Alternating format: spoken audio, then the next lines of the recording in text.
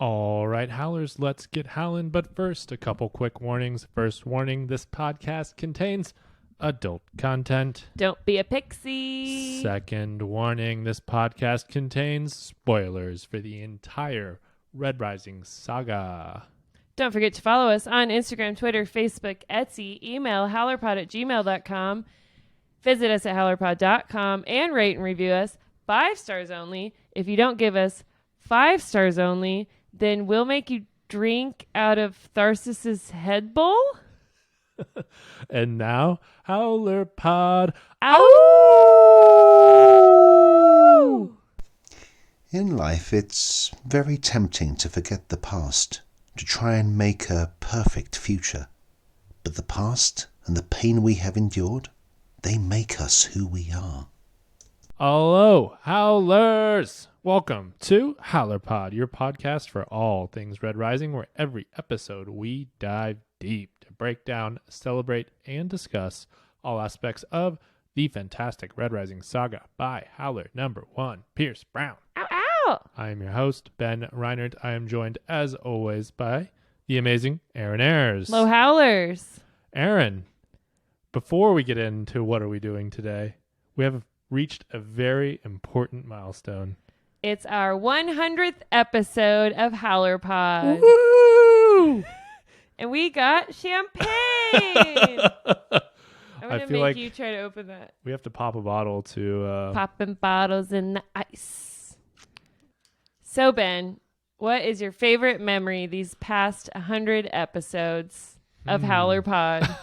I was thinking about this question on the way over because I was going to ask you that. Gotcha. I mean, the sweaty interview in the green... The green room with Pierce. room Our first interview with Pierce Brown. We were the ones who were sweaty. Yes.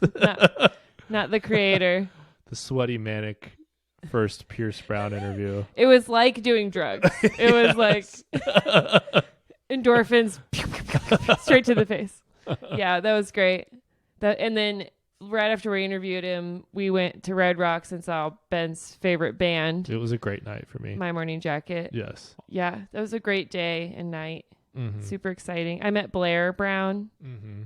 and I feel like she liked me. I feel like that was why we kind of like put ourselves on the map. On the map. Yeah, it was like... That was like baby HowlerPod. Now we're 100 episode HowlerPod. Well. All right, I'm popping the bottle. Cheers. Try not to pop it into your head.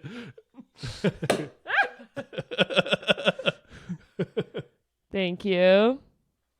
Congratulations on 100 episodes. Congratulations. Oh. Yep. Yep. I'm really a professional at pouring champagne, as you can tell. Okay, stop. Got a little on the dog. It's okay. Cheers, my friend. Cheers, everybody. Thank you. Yes, thank you for being along for 100 episodes. It's wild. We love all of you, and my favorite part, I'm going to suck up, of our 100 episodes is all of my new friends that I've met online and in person. And yeah, just the coolest community and the best books. You picked a good book series. What if we got to this point and I was like, I fucking hate this book? Especially with it being unfinished at the time. Yeah. You were worried during Dark Age that I was gonna be like the snowball and cut myself in half. Absolutely. No, you're totally right though. It's crazy to see how it's grown and just like how many people we've met, how many friends we've made from it is really awesome. How many people like contribute to it. Yes. And help us out daily. Every episode. Want to be a part of it. It's yeah, really huge cool. shout out to all the contributors. Miles for all the artwork, all of our guest stars. Nick, our voice work. Mm-hmm. Heather, our researcher. Yes. Man. Pulling the heavyweights. I'd like to thank Ben for doing all of the work. Hey, it's been I'd like fun. to thank you for being entertaining. Thank you. It's a lot of work. It would not be as fun without you. Aw. All right. Wipe your eyes. Okay, that's enough. What are we actually doing today? Okay, we're going to talk part 2, chapters 12 to 17. Mm. So, let's load up the star shell. That's my Ben voice. It's such a good Ben We impression. should switch voices Wow. for the 100th episode. Don't do my voice. I'm Erin. Let's load up the star shell and shoot straight into our chapter summaries. All right. Hopefully we don't shit our suits. Part 2, Rampart. Chapter 12, Lyria, Truffle Pig. Lyria, sent by Pax, is on a mission to find the parasite's home base, which they hope is Quicksilver's home base as well, filled with ships for the Republic war effort. She's doing reconnaissance missions with Rangers and being trained by Fel, a hardened red with bionic arms and legs, and a total badass. Heavy metal. Heavy metal Fel! While that's my new wrestling name. While bopping around the asteroid, they're found by the Dustwalkers, who are scary as fuck. They're just like shadows that Terrifying. twitch like a horror movie. They're all torn apart. R.I.P. the Snowball and Fel and the other Rangers. And also Lyria's hand is severed at the wrist. Before Lyria is killed by the Dustwalkers, giant obelisks come out of the asteroid and kill all of the Dustwalkers and their ships. And then Lyria tries to send a message back to Mars before she's killed. She says she hit pay dirt, a.k.a. Quicksilver's base, what they were looking for. An orb comes up to Lyria, and she thinks she's going to be severed. But the orb talks to the parasite. Sister, why do you hide in the warm blood? It's a great voice. It said it was inhuman. You nailed it. Thank you. Chapter 13, Lyria, The Rose's Game. Lyria wakes up to see a chrome orb floating out of a pristine room. Her hand is back on like it never left. She follows a path out of the room into a forest under the night sky until she reaches a small grove of rose trees. Waiting for her there is Matteo Sun, husband of the elusive Quicksilver. Lyria deduces that she is now inside the asteroid. After some initial conversation and feeling each other out, Matteo asks Lyria, why is she here? And she explains that she wants to get this parasite fixed because she's got things to do and people to fuck up. Full metal. Matteo explains what the parasite is and offers to fix it for her, but there is a price.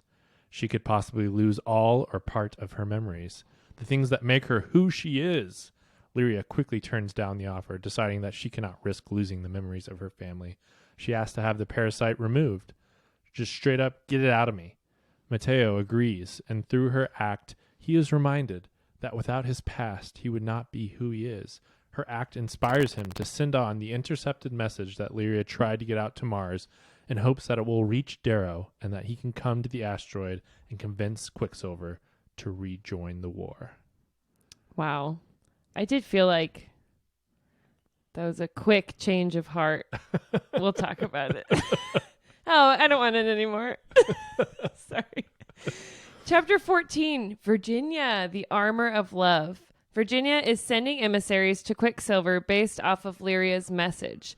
Afterward, she, Cavix, and Sophocles make their way to the Dark Star Conservatory, which sounds like something out of Star Wars. They're going to see Pax. The conservatory, founded by Orion, trains the next generation's pilots.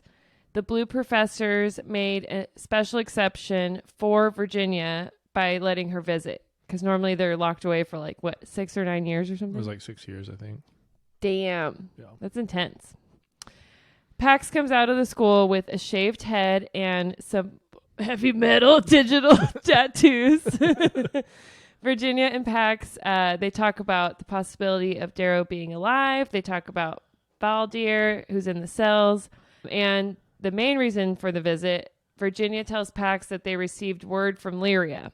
Pax advises his mother that Quicksilver will only listen to one man, and that's Darrow. And he might listen to Pax as well, but that's just because he's a rarity.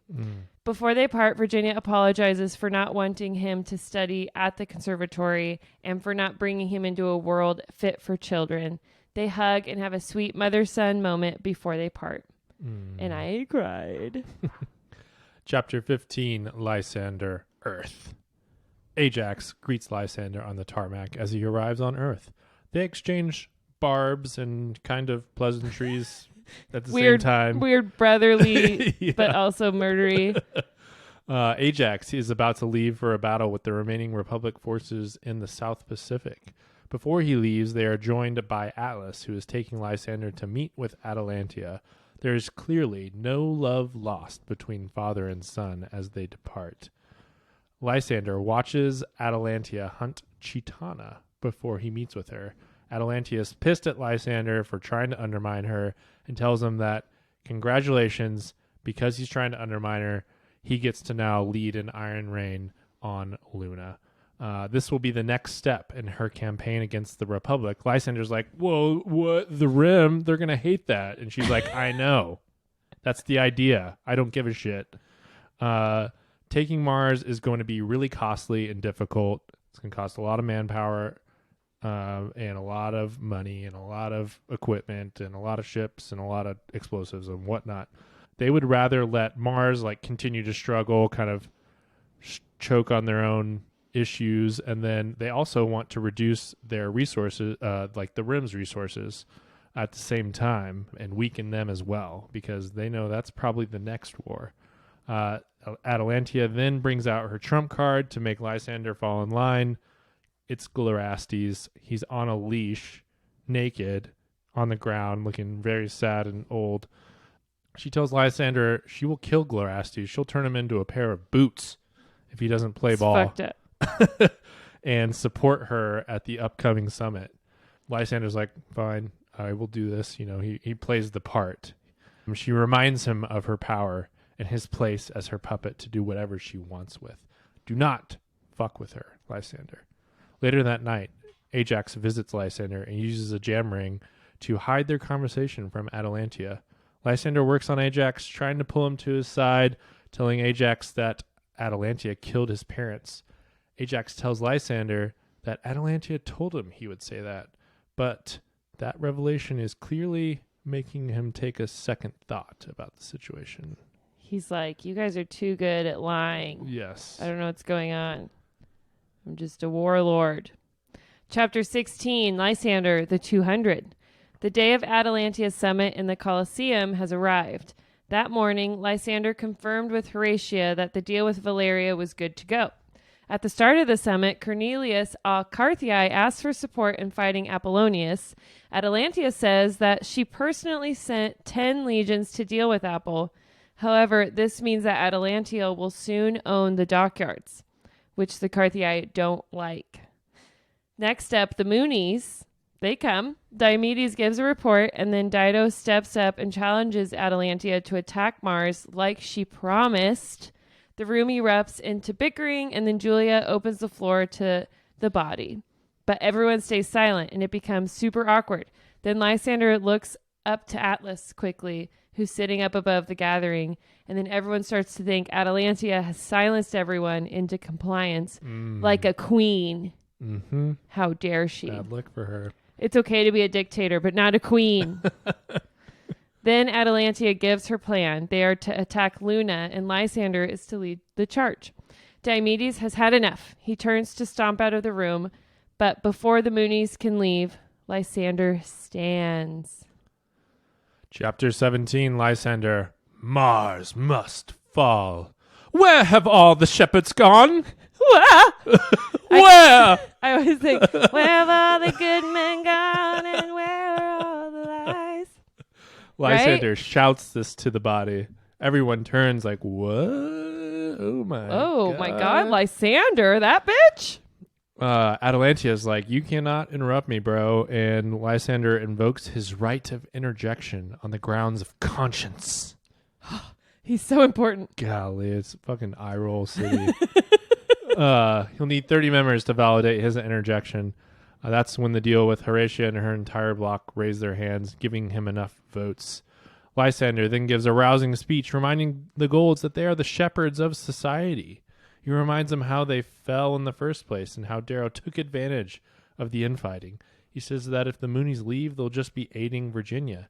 He says they must unite and that Mars must fall. But who will lead this charge? Apple baby, throw your horns up. Atalantia interjects, saying, "Unfortunately, the Minotaur has raised hands against the society." But Lysander's like, "Not so fast, my friend. I've already made peace." Horatio stands and presents a holocube, which shows that the Minotaur is standing with Valeria Alcarthii in a truce. Valeria's father, Osmodeus, he fell in battle, or did he? And so she has claimed her inheritance. Horatia begins the chant, raising her hands and the Minotaur horns. Mars must fall. Mars must fall. Mars must fall. The reformers join. How dare you? It got kind of fun there for a second with the horns. The reformers join. Then Apple's friends and admirers join in. Dido lifts her blades, and the Moonies follow. Then Julia Albalona stands along with her friends. All but Atalantia and her block stay seated. Atalantia says that she hears them. I hear you. But she can't take part in this strategy. She is still going to continue forward with her Iron Rain on Luna. She'll let them go take care of Mars. I wish you luck. As they are all leaving, Lysander says to Atalantia that his mother and father send their tidings. Something in the way Atalantia reacts tells Ajax that she did it. She killed Lysander's parents. As Atalantia leaves, Ajax stands behind with Lysander, lifting his fingers and the Minotaur horns. Mars must fall. Mars must fall. I don't agree with the message. It's fun to chant. But I like Apple. So yes. Okay, and that concludes our chapter summaries. Ben, what is the theme for these chapters? Our theme for this week's chapters is our characters have a lot of desires. They have a lot of wants. Oh, this is a long theme. But what price are they willing to pay? Dun, dun, dun. So the theme is, what price are you willing to pay? Yes. Okay, well, let's jump into the chapters. Yes, so let's start with Lyria. She has this desire. She wants to get payback. She wants to be strong. She wants to feel like she has agency in this world where she's small and weak and really can't make that much of a difference as a red. And her whole family was murdered in front of her. And she couldn't stop any of that from happening. And so there's a quote here. We'll let Nick take this away. As a girl, I dreamed of being big and strong, of being carved like Darrow. But I feel I've only just started becoming me.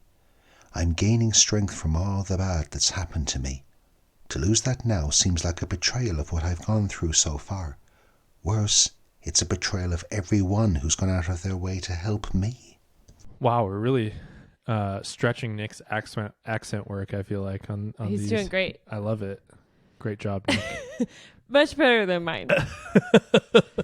So yes, Lyria wanted to be big and strong, and yet she is small. And she's given that opportunity, right? And that's what we're talking about here is like, what price are you willing to pay? She is given just the option of becoming exactly what she wants to be, powerful, and being able to be like a carved person like Darrow. Which I would have probably taken.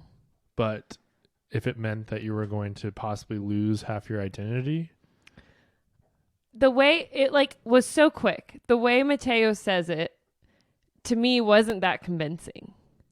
I thought that he let it play out in a way where he's like, this could happen or it couldn't. And she, right. Yeah.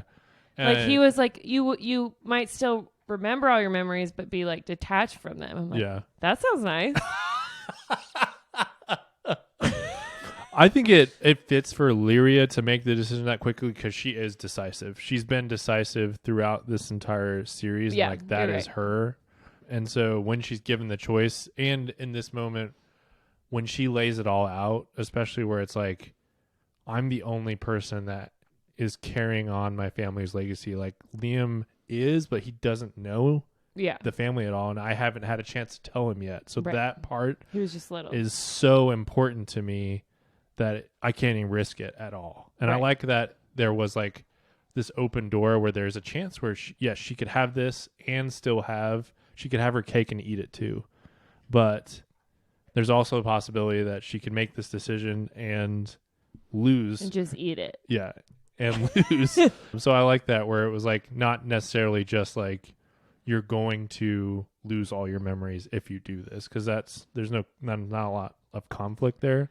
Even if you kept your memories, I think it'd be hard to stay the same person when you're like An all basically a powerful, like, robot. cyber being. Yeah. Yeah. You like become a computer, so you become less human anyways.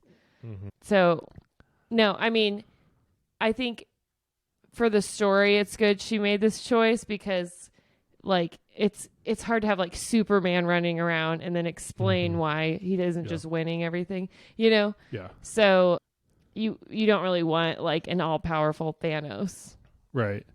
And it's just like, I just love this character choice for Lyria. I thought it was, I don't know, I thought it was so fitting. I know people want to see like Parasite, Lyria, powerful, making moves. And I get that too. Like, I do want to see that. I just want a little peek. Yeah, but I don't know. I love this so much.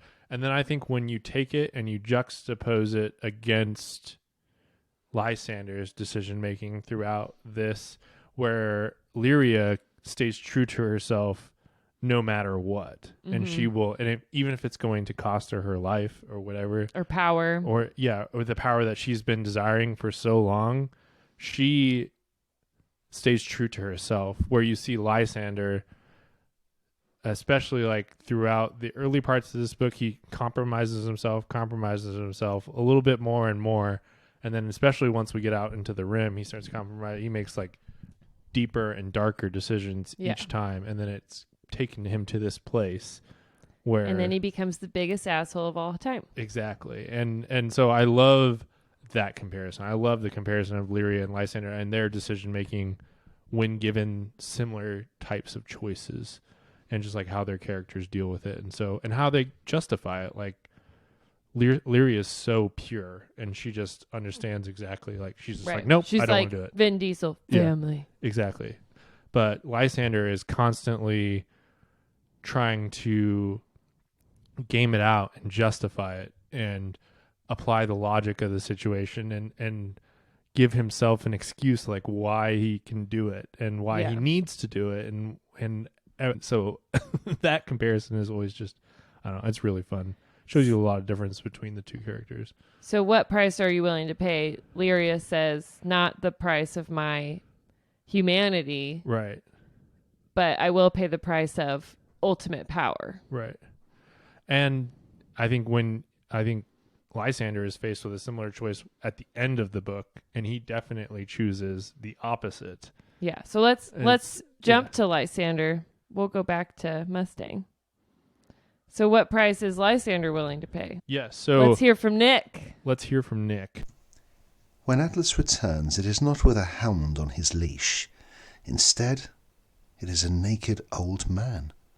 My heart sinks. Nausea churns in me as the man lifts his head and looks up at me with strained orange eyes. Orange. I love the way Nick says things. But also that's a really terrible scene.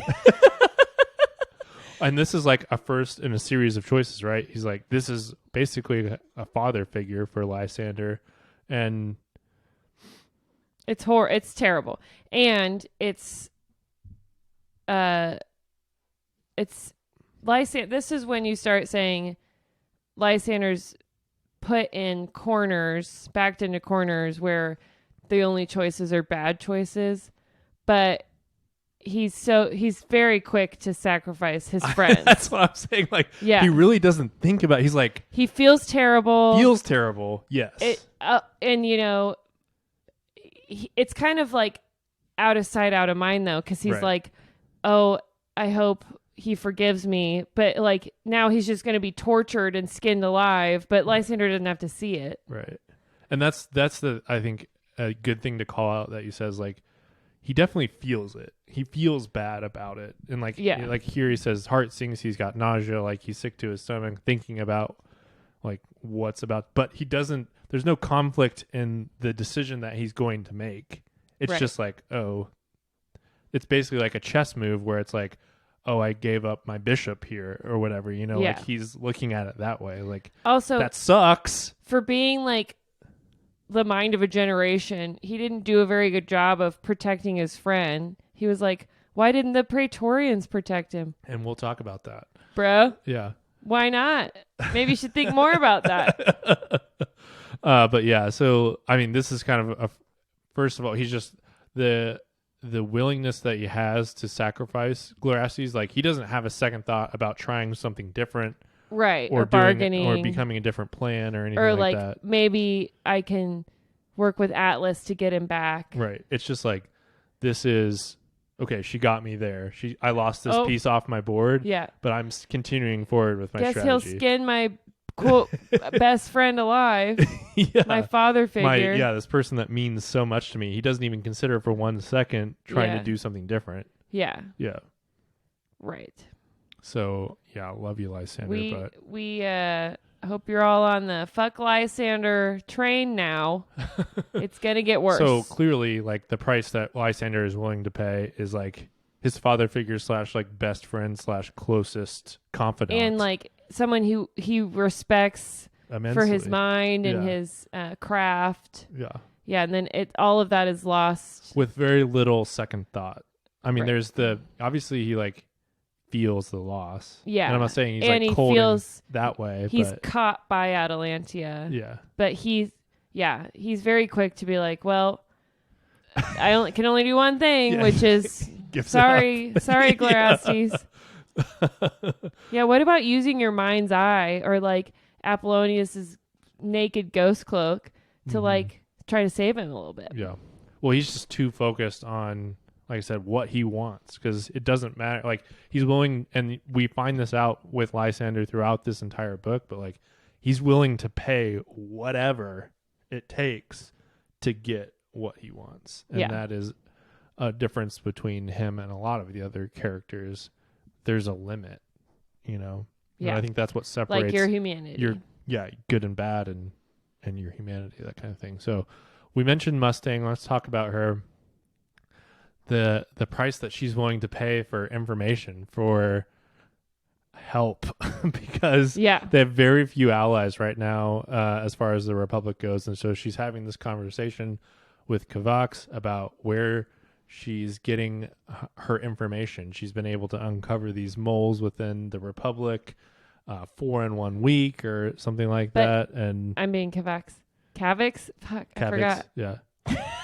Whatever. I started reading the physical book again, and now Get I'm forgetting mad. how to say things. Yeah.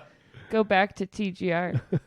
Kavix is like, who is it? Tell me who your Yeah. inside person is. Yeah. And then Mustang says, Take it away, Nick. Imagine the worst, and it is true. I can't bring myself to say it. He holds me tighter and kisses my head. He knows already, I realize. Of course he knows. of course he knows. Of course. And I think reading And it. coming to our conspiracy corner. Yes. Welcome to Erin's in the conspiracy corner now. I feel like I was like all over this one the first time. Reading it back, I think It's so obvious. It's so clear. It's not so even a clear. conspiracy. It's just really a not. clear breadcrumb. It's too clear for it to be part of the conspiracy corner, Yes. honestly. But I think it's very obvious that her source is Abominadrius at this point.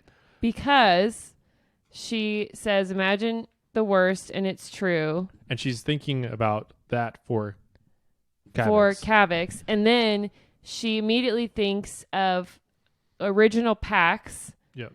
She says he lost 2 sons, Yep. thinking of Pax and Daxo. So she says this line basically that Nick just read, and then immediately next paragraph down is like, is thinking about Pax and original Daxo. Pax and Daxo. and who were they killed by, Ben? Exactly. To remind you, Pax was... Sorry, that was insensitive. And Daxo, was volleyball. you have to watch the YouTube for the actions on that. Is that how you play volleyball? Boom. Boop. Yeah. Oh my God, we're going to Howler hell, and that was Lilith, but Abominadrius adjacent. I mean, he's pulling the strings there. Yeah. So it's like it's so obvious that that's why she's so ashamed of who her source is. Yeah. I don't see there's not like anybody else it could be. No. Yeah. It's the subtext is clear there, I feel like. And so I know that's been theorized about, and a lot of people have called that out. I'm thinking like we're all right about that. We're all right. We're going to go ahead and declare it. Somebody ask Pierce. But she's willing to compromise herself to that point where she's like possibly could offend her father figure by working with this person. But I think But two he's like, things I going on trust here. you. Needs sources, yes. She knows, and then like Kavex trusts her enough to like she knows what she's doing. Yes. And then also She's the smartest woman in the room. thinking about who Abominadrius actually is. This is someone I feel like that can be manipulated and used to their advantage. And especially new Jackal, baby Jackal, very much can be manipulated by Virginia. Right. And he is looking for her approval, basically, yes, in a way that the Jackal was looking for Nero's approval. So she can use that to her advantage now. And while it feels really icky and is bizarre and terrible, I think it's something they have to do because they're in a fucking war. Yeah. And they have no choice. They need some allies. Yeah. And she needs intel from Earth and Right. stuff. And why did he let Severo go, even though it was to a meat market? Okay. Let's jump back to Lysander. Yes, we probably should have mentioned this when we were talking about Lysander earlier, but I also just wanted to call out this quote for Atalantia because it does speak to like the price that you were willing to pay and what we were talking about with Lysander, where it's like, how far will you take this to achieve your goals?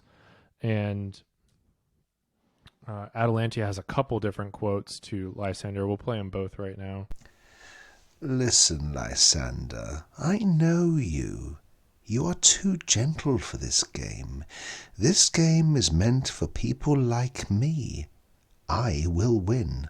Not because I can do everything, but because I will do anything. It's easy for me. Natural. Don't let Glarastes' death haunt you, Lysander. Now that you're in the game, he won't be the last friend you sacrifice. Wow. So two That's things. a scary Atalantia voice. I know, yes. First, let's talk about Nick and that Atalantia voice because that's it feels incredible. like he's wearing a snake, like Britney Spears style. Nick, if you were wearing a snake while you're We doing need a that, photo. We need a photo, yeah. But I mean, first quote, that's Atalantia really laying it out. She said, "I'm willing to do anything." Yeah. Anything at like all. You to can't win. fight crazy unless you're willing to fight crazy with crazy. She's basically calling him out, saying, "You're not willing like, to go. You're a bitch," is yes, what she's you're saying. not willing to go deep enough, dark enough to do this." And by the end of this book, Lysander absolutely proves that he is. He capable. is willing to do anything, Yes. including ruining all of our lives.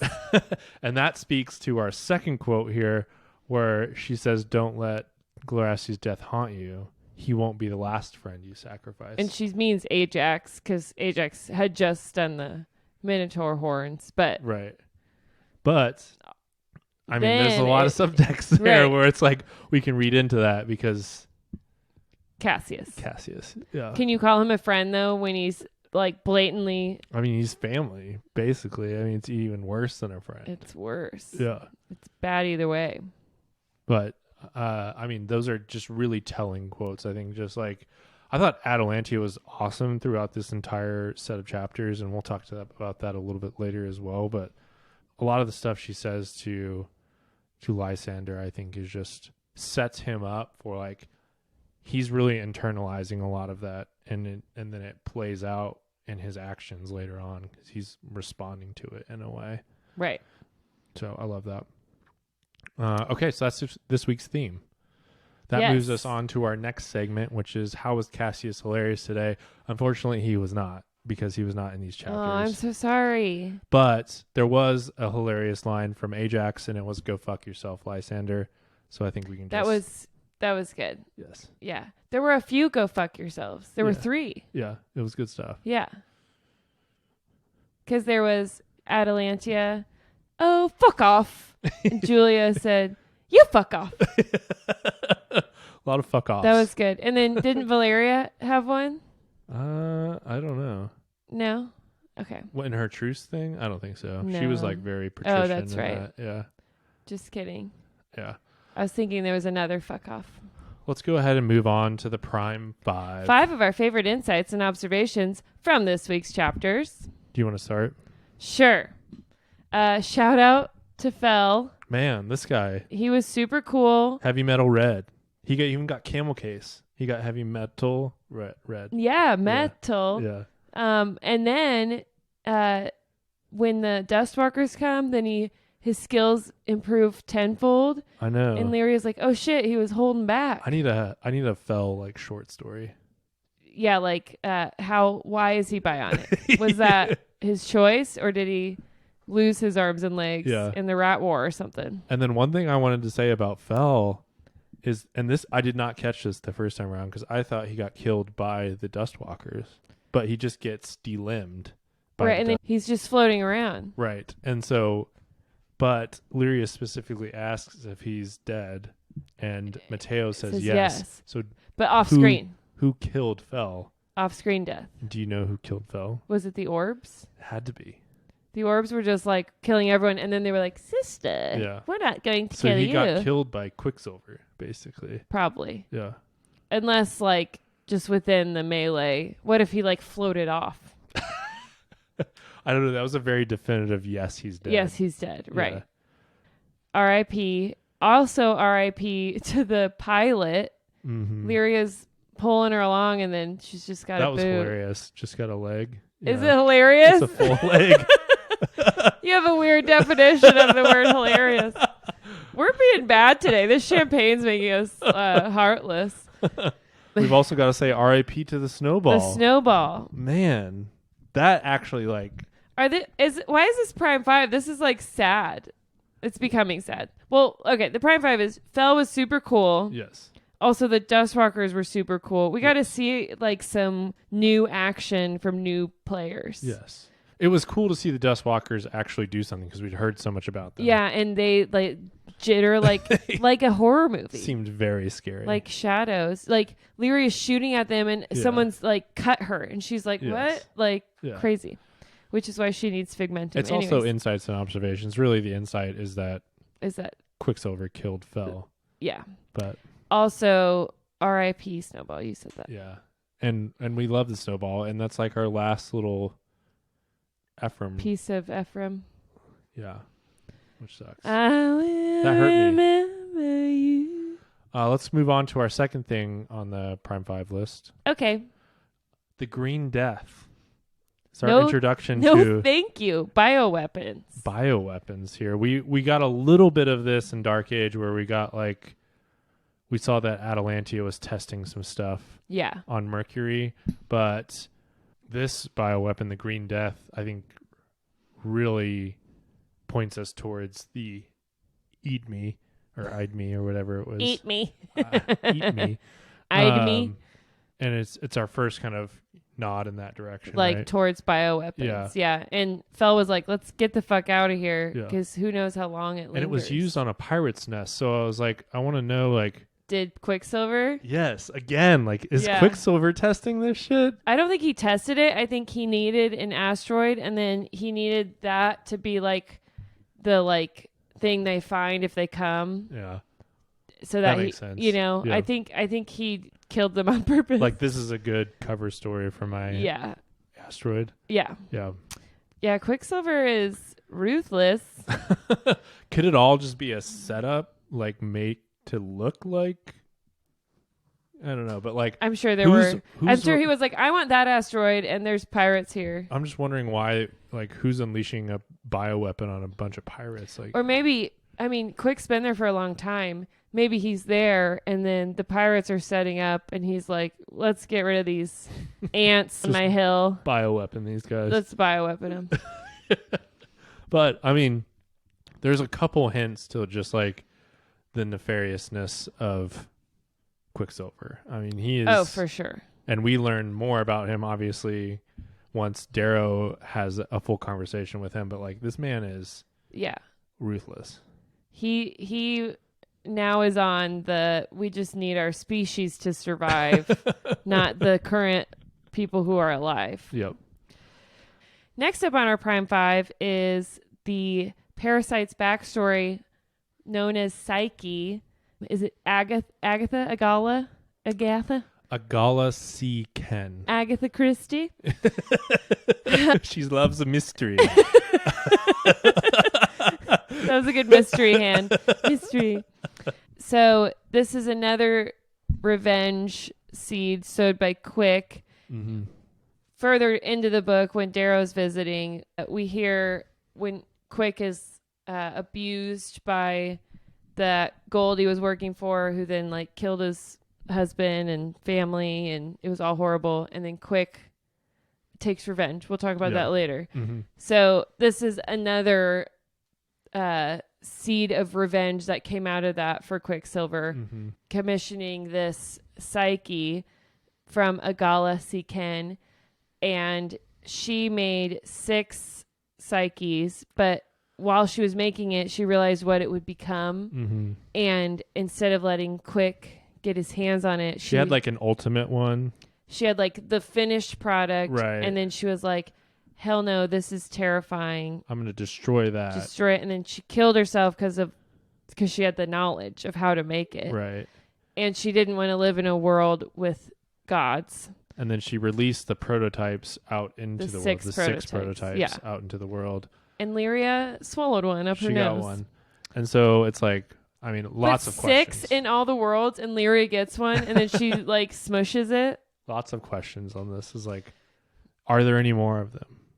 Do you think we'll run into any more of them? Where the other friend? Why does the orb call her sister? Yeah. Are they related? Also similar. Yeah, that's a good question. You know? Yeah. Are the Psyches part of Quick's orb people? And then do you think we're going to see one pop up in the next book? Or do you think Pierce like ended this when Lyria crushed it? It's hard to say. Yeah. It's like, is this the end of the Psych storyline? I am going to lean yes, but I wouldn't be surprised if we see another one. But I feel like this book is the end of Quicksilver, his storyline, the Children of the Corn. He's completely fucked off, yeah. And the Psyche. Okay. Like, I think we're narrowing the story and cutting off these branches. Can I ask you another question? Was this a satisfying backstory for the parasite for you? I think so. Yeah. Why? Was it not for you? No, I'm just wondering. Why? Like, did you get enough? Like, I feel like for me, like, it's a pretty good explanation, but I still want more. And I guess that's like the sign of a good writer. It's like, it still leaves me like, with more questions. We could do a little novella about Agatha Agala. Agatha Christie. And like what the Psyches actually can do, like what the Brown was doing. Yeah. But I the backstory makes sense, and it is all linked to Quicksilver. Mm-hmm. Yeah. And his revenge. Right. Which is unending. Yeah, I don't think I made that connection the first time I read through where I'm reading about this backstory and how it ties into Quicksilver. I definitely didn't make that connection. So reading this around the second time has definitely helped. And then that feeds into that really sinister revenge story that we hear later on. That's the most scary. Yeah. You want to take this next one? Don't get on Quick's bad side. Would you rather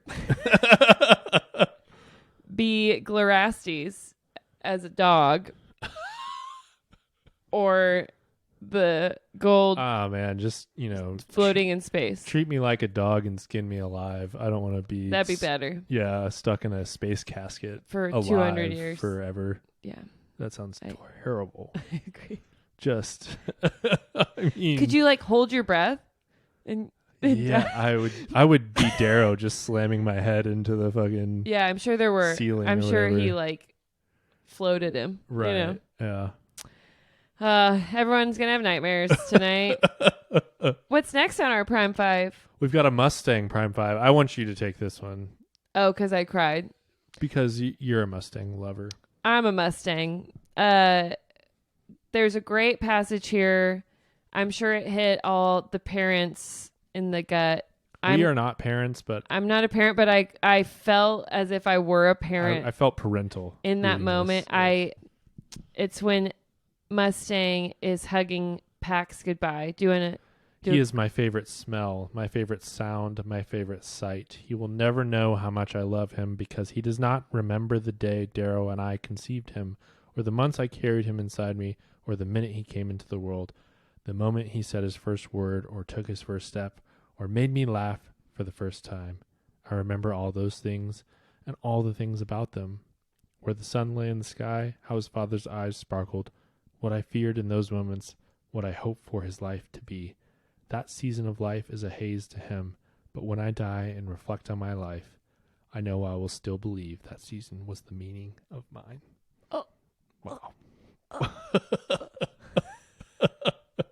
Just beautiful stuff. Oh, here. yeah. I was tearing up, so I couldn't even read it. Man, I was giving me chills right now just reading it, and I was expecting it. Like, is Pierce a mother? Did his mom write that? Beautiful writing. Beautiful to see Virginia, who's this powerhouse of a mind, have her whole meaning be in her child. Yeah. Which I think a lot of mothers would feel the same. And I love how she comes out of it just talking about how she understands what she's fighting for now. Yeah. In she's a way like, that she's like, Atalantia, you don't got shit. Yes. I have a son. I have so much You have nobody. more to fight for, and that's why I'm going to give this everything I fucking have. Yeah. There's a lot of great lines here at the end of this chapter. I really enjoyed... Yeah, your whole book's highlighted. I really enjoyed the back and forth about, like, she's apologizing for bringing him into this broken world, and he's like, you could you wish you waited? Right. Pax just has this, like, really great response to that, because, like, that is a heavy thing for a parent, especially, like, even now, like, as someone without a child that, could have a child in the future. It's something I think about, where it's like, do I want to bring a child into this world that's seemingly very fucked up? Right. And it's like, life is just hard no matter what. Even if you have, like, I've lived a very privileged life, but, like, even then it's tough, like, struggle until you die. right. And so, him saying to her, like, you never pretended the world wasn't broken, even when a broken world favored you. I think if love is anything, it is truth. If life is anything, it is struggle. You taught me that. Like, I love that. It's beautiful. I just think that's great life philosophy. And Darrow's lesson is you have to be a warlord. And then I also just wanted to highlight Mustang at the end of the chapter as well, as I think on the stupidity of war, how ridiculous we must be to wage it when emotions like love run so much deeper in us than hate. And run so much deeper in some of us is what she should have said. I don't think Atalantia's got anyone left to love. Her sisters are dead. Mm-hmm. She's fucking her nephew. I mean, she's got a weird idea of love. She's, a sick, twisted human being. But if she grew up with proper love, then she maybe wouldn't be like that. Sure, maybe. So yeah. I think, like, that just I don't know. I don't want to be corny, but, like, the power of love and, like, humanity as a whole, it does make things like war seem just so stupid. Celine Dion, the power of love. And that's me on my soapbox for the day. But yeah, that legit, the second time I read it, made me tear up. I just think it's really great writing, and it's really great philosophy tucked into these great character moments, and it's like really resonant philosophy that, for me personally, that I get to see play out with these characters, and I think that's just incredible writing, and that makes me feel in a way that, you know, where I can really connect with it. Mm-hmm. Yeah. And then our last Prime 5, we just had a bunch of quick hitters we just wanted to call out. Like, we've been tracking a some lot of stuff that stuff. happened. Yeah, there's just like some fun lines that I wanted to call out because there's a lot of fun like one-liners. I do want to say there were no piggybacks and there were no sloths. If you're counting with me. But one thing I want to say before we even get into this is just this book is hilarious. There's so many like funny moments and quotes, and it's just like I don't know. We brought the joy back, Yes. even though we killed Ephraim. We did allude to this earlier, but one thing we've been talking about and tracking through these early chapters is Lysander questioning the loyalty of his Praetorians. Yes. He does it again here. Is in this these what chapters. you mean by hilarious? No, those were some of the lines I had earmarked later on. I'll call those out. But Lysander wonders why his Praetorians didn't protect Glorastes. He wonders, like, did Atlas just go get him? Like, right? Was he on the same ship that I was on? And Yeah. probably Was he yes. The in a answer dog is cage? Yes. Yeah. And why did the Praetorians not protect Glorastes? Because they're in the hip not pocket yours. of Atlas. Yeah. Yeah. So there's also more brown botanist mentioned. This is like our Yeah, when was third that? I missed that. botanist mention. Like, it's crazy to me They're that important. this stuff like doesn't even stand out the first time you read it, and then like It now. didn't stand out this time. I missed that one. It's in one of the Lysander chapters. So, what about all the mentions of the twin railguns? Like Right. Atlas was looking, and then Lysander caught him looking, and he looked away. Yep. So What- Ajax is going there to fight. Yeah, Atlas is looking at them in the sky. There's also they're saying that. rumors that they've been scuttled, but they're Right. getting fixed. Maybe. Do they come up later? Yes. And I don't remember. Okay. They come up on the battle of Mars and Phobos during the battle of Phobos, because that is what fires. You remember how? Oh, with the timing. Yes. Oh, they fire it from there. Yes, the railguns from Earth. Yeah. That's a long way. Yes, that's why it took like 2 weeks or whatever that's why they were setting all Oh, of that up. I didn't connect that. Yeah. I'm like, why is Atlas looking at him? Yeah. Okay, I'm thinking of like localized, not like So when they range do that missiles. maneuver to like move Victra's fleet like directly into a certain spot above Mars, they're doing that because they've shot those railguns 2 weeks earlier, and that shit's flying through space, and they're trying to. And you can't like track them Yes. because they're little missiles. Yep. Well, shit. Yep. So that's all being set up here. We also get Pax mentioning pardoning Valdir. Yeah, when Virginia comes, he says, "Are you here to talk about finally pardoning Valdir?" And Yeah. Virginia's like, "No, he's going to be in a cell on the front lines. Think about that. Think about that." And then it's in hindsight, you're like, "I should have known." When you're like, "Who's going to help Virginia?" Yeah.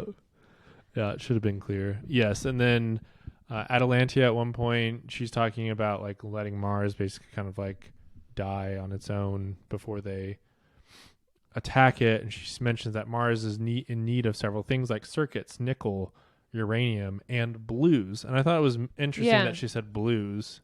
Does she not know about the Dark Star? Yeah, and I'm sure she knows about it. if they don't, but like even if they don't, like it sounds like the Republic needs pilots or like top flight pilots, and so maybe this is Pax. A foreshadowing of the next Yeah. of the Red God. Yeah, of their need for someone like Pax. Yeah, possibly. Yeah, so I just thought that was interesting. It was like I was wondering like the juxtaposition of us coming from a blue academy on Earth, on Mars, and then the next chapter her saying that the Republic needs blues. Needs blues. That was interesting to me.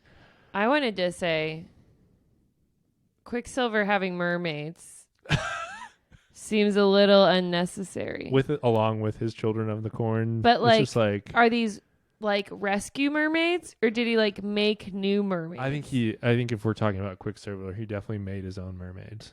Like, are they like? Does your asteroid space station / own planet living environment Need a mermaid? do you need mermaids? But are Quicksilver. are the mermaids like Are we a little like over the caged top? humans? If they felt like kind of like weird mutants to me. And they're like, Yes, they were clearly doing stuff like that though. Yes, they're like ululating. Yeah. Like, I don't know, it's weird. and Lyria's like, right. I love the way that chapter went. It was like, and then my shoes came and a pathway opened up. She's like, right. Right. Yes, I love how real she is in that. She's just like, this is fucking stupid. And then I just wanted to call out a few fun lines. Okay. I thought, like, first of all, I just thought like Ajax, fun character in these chapters. yeah. I really loved him calling Cicero the talkative idiot. I just thought that was a fun description. He also told Lysander to fuck off. He told Lysander to fuck off. That was good. also pretty funny. And then Atlas never blusters. Ajax talks shit like he was a tiny man from a poor family. Lysander says that about Ajax. I thought that was hilarious. Yeah. It's a really great description of Ajax. And then I thought it was hilarious when Atlas says, "You can carry Tharsis." He hands him the bowl. Lysander Tharsis's head in that bowl. And then I thought, I said this earlier, but like Atalantia was so much fun. She's like, I wish we need like more. She's a good Atalantia. bad guy. She's such a good bad guy. Yeah. Like, I hope in Red God we get lots of Atalantia, because she's just like, every time we're with her, she's just like so snaky. Oh, like she's just really living in it. Yeah. She loves being bad. Yeah. She And- like is evil. Yes. Pure And evil. I love how, like, I don't know, matter of fact she is with it all. And like, she says when she's talking about like attacking Mars, and then she says, "Why do you think Darrow and I are the only assholes that take planets? It's fucking hard. That's why." Like, Yeah. It's fucking hard. Yes. Isn't that also when she's like, "I'm willing to do anything"? Yeah, that's around that same. Yeah. It's that same conversation. And then I love when she's talking about her army and just like everything, and she's like, "I fucking love my legions." Yeah, like she's like, "I don't want to waste my legions on Mars. I fucking love my legions. I fucking love my legions. I'm worried about you. You're getting a little evil." So, what's next? Do we have more quick hitters? A few. We have a few left. I also just wanted to call out like a gross, terrible moment where we've got Valeria out Carthii quoting Lornar Arcos and saying, "Death begets death begets death." Everyone quotes him. And it's just like, fuck off, Valeria. You don't fucking mean that. And I like besmirching Lauren's good name. Everyone does it. That's terrible. He's the Chuck Norris of people who are quoted. And then the last thing I thought this was also just a fun line. It was during that same part where Apollonius is speaking, Uh-huh. and he's saying, "Darrow and his wicked little henchman Barca." And it just reminded me of like the Wicked Witch of the West when she's like, And your little dog. "And your little dog too." I don't know why, but Wizard of Oz from Kansas. You're welcome. I just thought that was funny. I had a few quick hitters. Mm-hmm. I want to say, again, Lyria says when she's hopping around with Fel, "I was so desperate to repair the parasite and tap into its power to help Volga that I just trusted Pax," basically. Mm-hmm. But it's like, I was also desperate for you to repair the parasite and go help Volga with its then power. you gave it up. Like, she just says that she was so, and then like she's like, "I don't want it anymore." Yeah.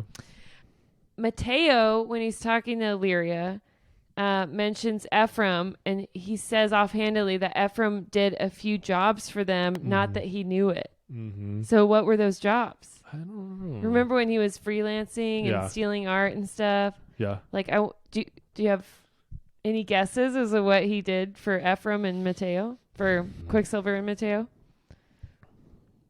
Yeah. Was he stealing like children? I don't know if it's something nefarious. Maybe like, what would Quicksilver need to steal though? It's like, Mermaids? Yeah, he definitely stole the mermaids. But like That's what it is. doing sneaky stuff for that mission. Yeah. I wonder what it was. Another novella that we need there. And lastly, when we're learning about the Dark Star Conservatory, Virginia's remembering Darrow giving the opening speech. Mm-hmm. And I was thinking it's like when celebrities like give the graduation speech at a college, and it's like kind of awkward because like they didn't go to that college, but they're like famous. Do you think they had like the ribbon and instead of the scissors, Darrow cut it with his razor? Cute. The sling blade. Or he just like walked through it because he's a god among men. Anyways, I thought that was cute that he gave the opening speech to Orion's Academy. And there's another novella. Pierce, get busy. Lots of quick hitters this week. Lots of fun stuff. That is all for the Prime 5. Erin. Yes. It's time to name our Primus of the week. This is our one character who conquered our proctors of plot and rose above the rest. Our Primus of the week is... You're going to make me say it. It was Lysander. He did the whole Mars must fall. Mars must fall! Mars must fall! Rock on, Minotaur. He bamboozled Atalantia, which is... He does lose Glorasses, but, I mean, anytime you can outmaneuver Atalantia... In the grand scheme of things, it's just Glorasses. Yeah, just the greatest master just maker the master of all time. Maker. But, yeah. Is she really going to skin him alive, or is she going to have him tinkering? It's not like he was... I think he had lost his fastball anyway. You know, it's not like he had any great works left in him, I don't think. Bless him. Yes, he turns the Colosseum to his side. He amends the tear between the Moonies and himself. He proves himself to be more than a catamite and a chariot games person. And he gave a rousing speech. I mean, that speech was pretty stirring. It is like... It was. I'm like, God damn it, Lysander. You're kind of just playing the fucking hits here where you're doing the same thing.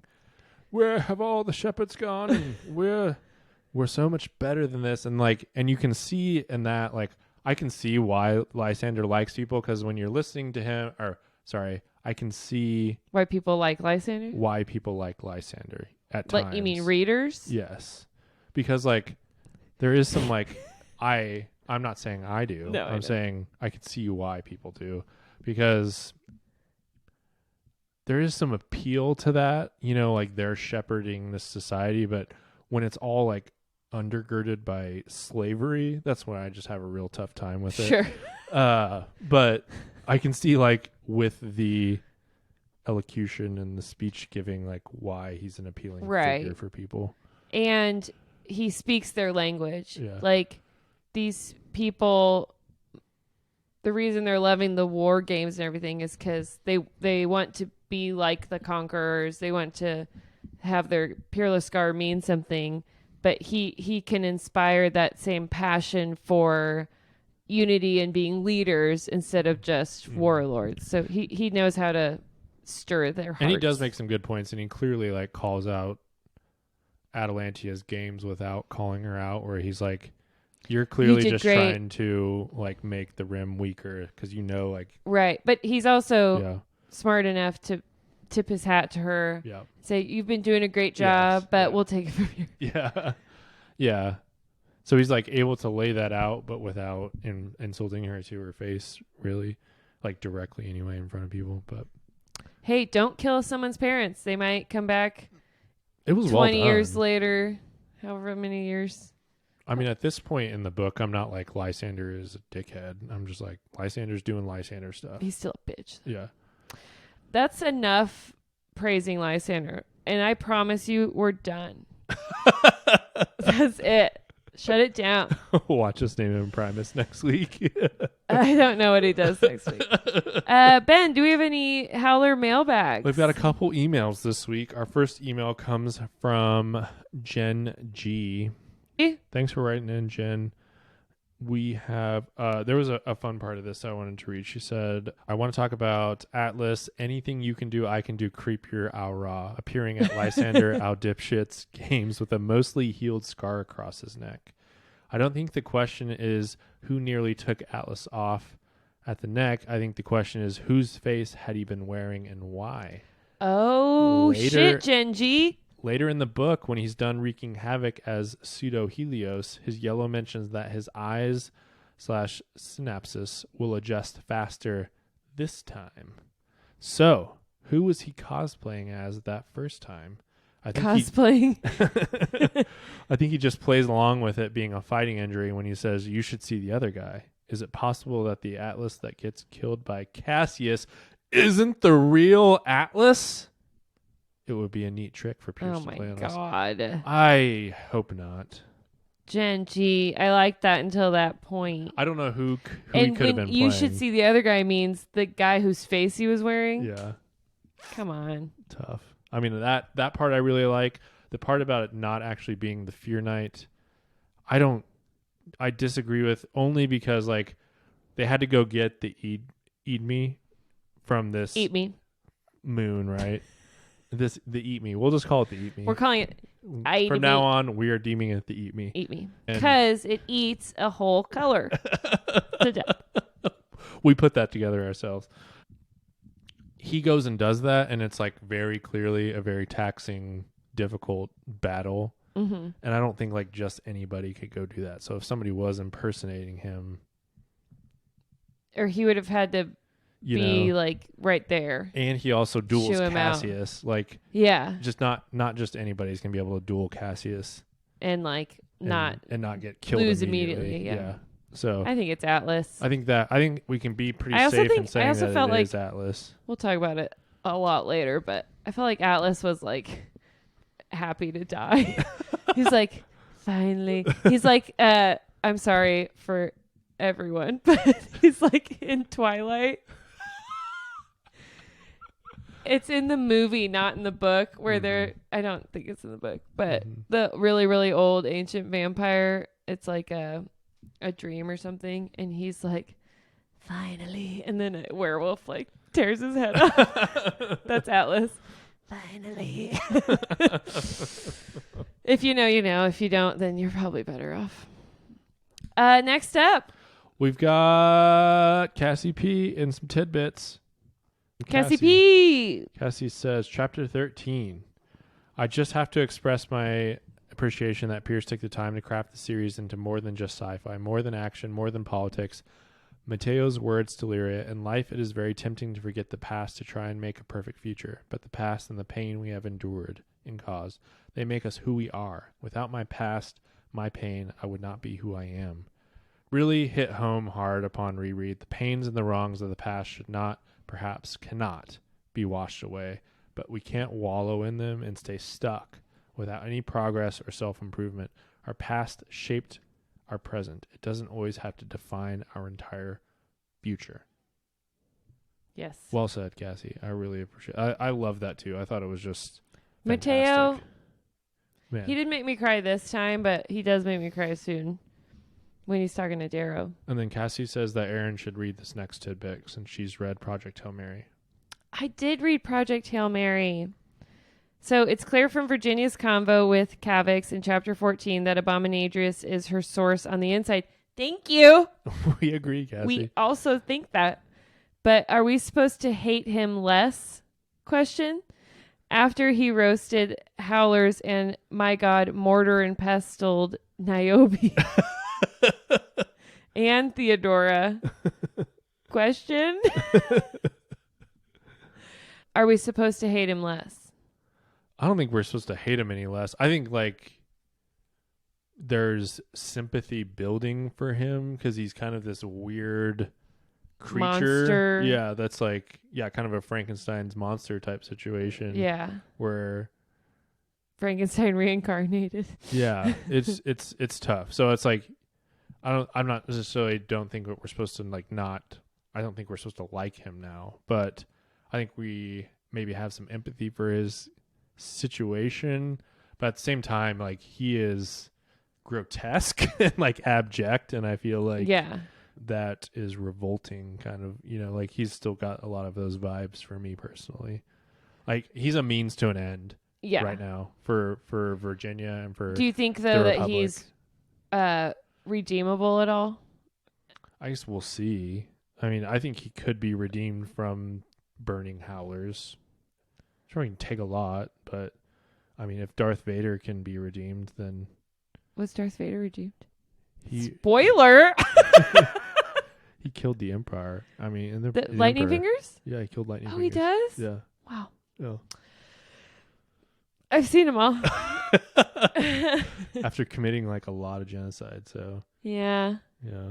I'm not sure he actually got redeemed, but I mean, he like, But you're like, thanks, Dad. yeah, you're like, we appreciate that.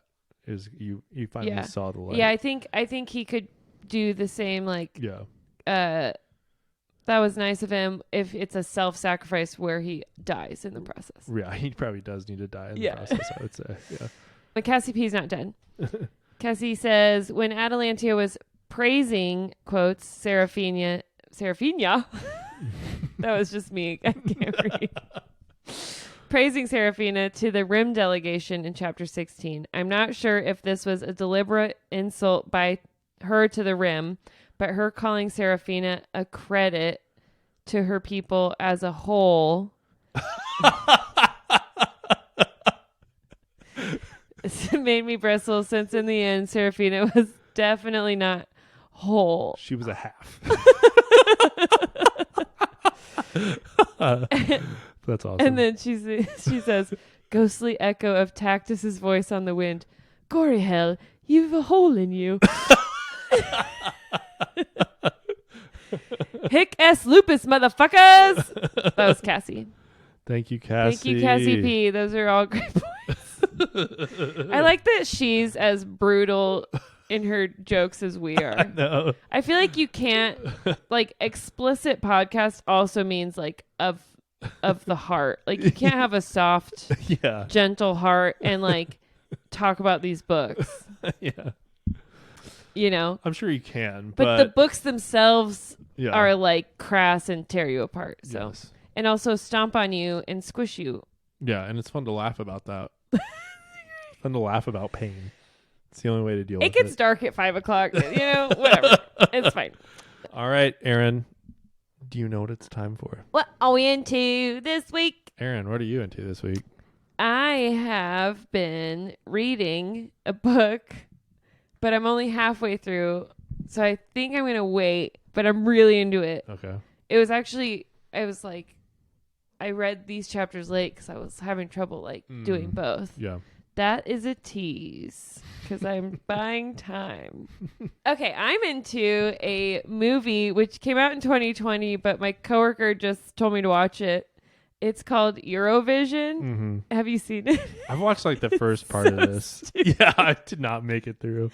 I loved it because I love stupid, I don't know, Will Ferrell movies and like Hot Rod, and I love all those stupid comedy movies. So if you don't like Will Ferrell, you won't like this movie.